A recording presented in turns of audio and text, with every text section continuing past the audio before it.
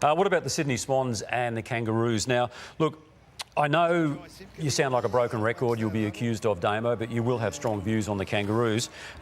So first, tell us. I mean, what actually happened? What went wrong again? I do, TJ, but nothing changes for this football club. It's trudging off the venue last night at Marvel Stadium, having lost by 65 points to a team that didn't have Goulden, Papley, Mills, Melican, Adams, Fox, McInerney, Cunningham.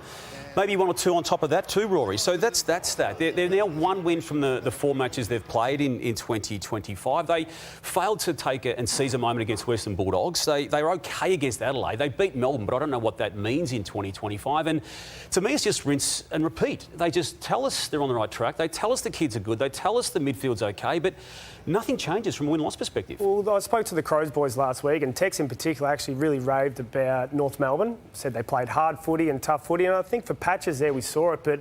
They lost by 6 goals, Rory. Yeah, I know, but is this what we're going to see throughout the remainder of the year? A good solid week, against Adelaide performance, and then a big drop-off? That's not where they should be at. No, it's not. And again, rinse and repeat element here. Alistair Clarkson, post-match, telling us the future is looking bright.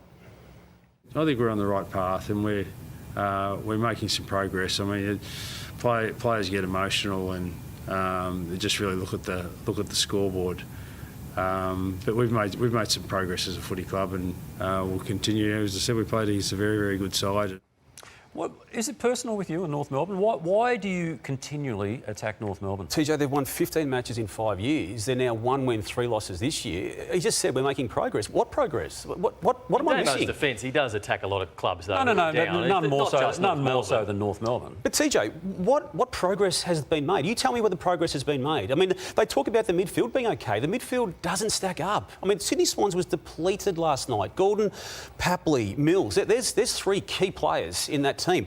I rattled them off. Melican, Adams, Fox, McInerney, Cunningham. There's a lot of players who weren't playing last night. They didn't go near it. And yet again, they conceded 110 points. And, OK, the kids are OK, but they've had access to kids because of their low ladder positions, and they're yet to gel and bond as a team that is going to influence actual outcome. Lauder? Yeah, they were taught a footy lesson by the Sydney Swans last night, and they just had no answers. So the gulf between organisation, skill, the whole game in general was there for everyone to see. And I love this from the Sydney Swans. So North had no answers, so that's not ideal in terms of the positioning. You'd like a bit more staggered, but North just did not know how to move the footy, so they had to go wide, and they had no answers to see. Look at the scoring shots. The scoring shots there are 6 to 14, and that just grew and grew, and there was so much indecision. So as a result, poor kicks happened, turnovers, and North would just the Sydney Swans would just go back in and score time after time after time, and then it was at stoppage, or at work rate. So there's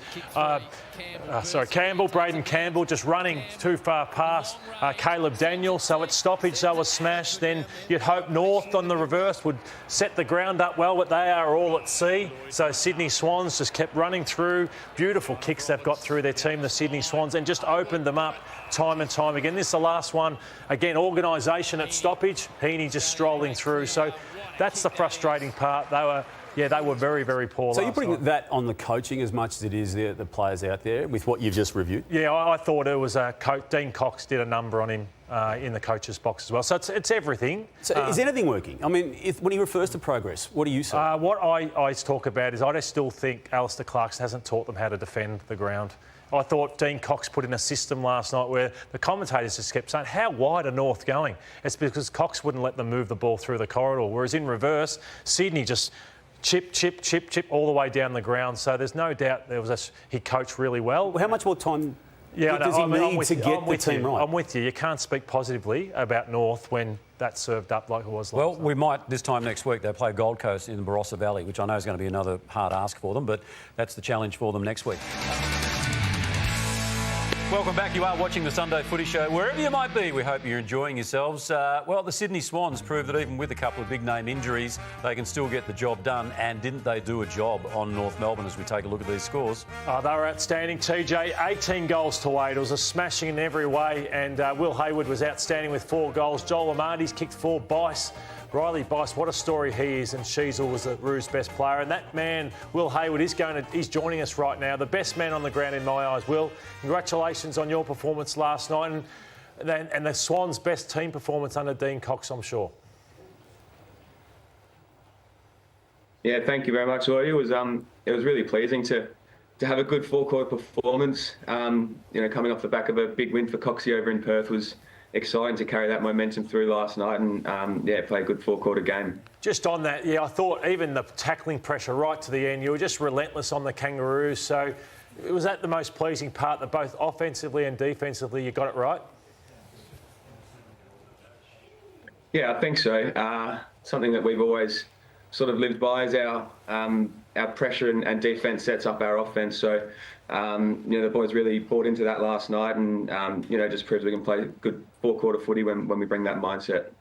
Sydney never drop out, and you get players like Riley Bice coming in. He won an Ovens and Murray Best and Fairest for Albury a couple of seasons ago, and now he's playing football. So how long did it take you guys to realise you had something special on your hands when you got to the footy club? Well, it certainly didn't take the forwards long. Leading to him is really nice. You see some of the stuff he did in pre-season, and you quickly turn to some of your teammates and go, geez, it's going to be nice leading to him in the future. So it's really good to see him doing well. And Will, with the shaky start to this season, what's the messaging been over the last couple of weeks? Yeah, I think it's like we've had some good signs. We've played some really good teams, and in those games we've had really good moments, but it's about putting it together and trusting our process, which is what Coxie's really instilled into us. As you mentioned before, our pressure and defensive work. All right, well, we've just momentarily lost that link there. But Dean Cox, big shoes to fill with John Longmire. He put his own stamp on the game, really, didn't he, from the get-go, and now we're seeing what he can do. Yeah, and it was important, wasn't it? And I hope we do get he's Will back now. He's back, yeah. Just with that, Will, the win even previously against Fremantle, the way it came and the contribution of Riley Bice, as Brownie's already asked you, but just the team element to that and then to be able to back it up again, it must be, I suppose, proof that you're the new Swans under Dean Cox. Yeah, it's really good, and I know we spoke on Bice before, but some of his defensive stuff and off-ball running that probably doesn't get seen on camera is a big part of his game. His offense and ball use by foot's very impressive, but some of his defensive efforts are amazing as well. Yep. You've got a few injury players out. Mills, the captain, you've got Papley and Goulden out. And last night, Dean Cox revealed post-match that Chad Warner was ill during the game. He played, he was subbed out at three-quarter time. He still contributed. The attitude of the club, just cover what you have to cover? Yeah, we've got a really good next man up mindset. We've obviously got some key personnel out, but we've got really good depth, and guys can come in and play a role. We've seen that with guys like Bicey and Tom Hanley. Whether it's putting Wixie down back, we've been able to play our roles in different positions, and the boys are flourishing in that.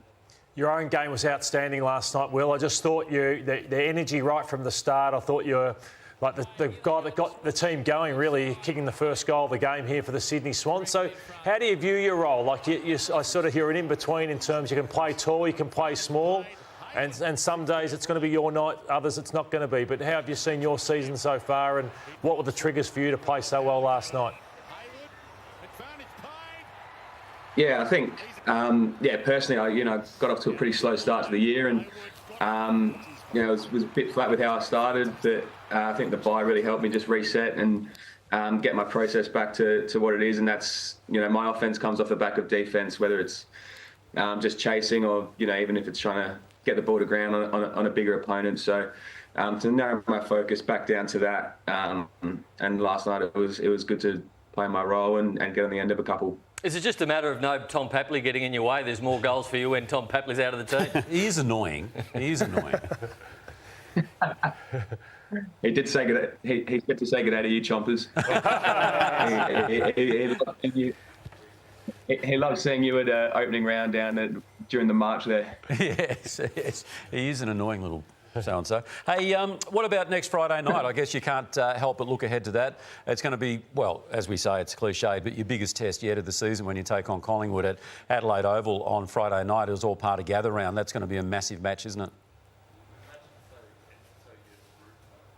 Yeah, it is. It's a really exciting one. We'll come off a bit of a short break, so we'll have a big recovery focus this week and then have a good hit out for our main session. But really exciting to get the opportunity to play on Adelaide Oval on Friday night against the Pies, and no doubt that'll be packed out. So we'll be ready for a big contest. All right, and just before we get the votes, you couldn't have made the bed before you came on, perhaps?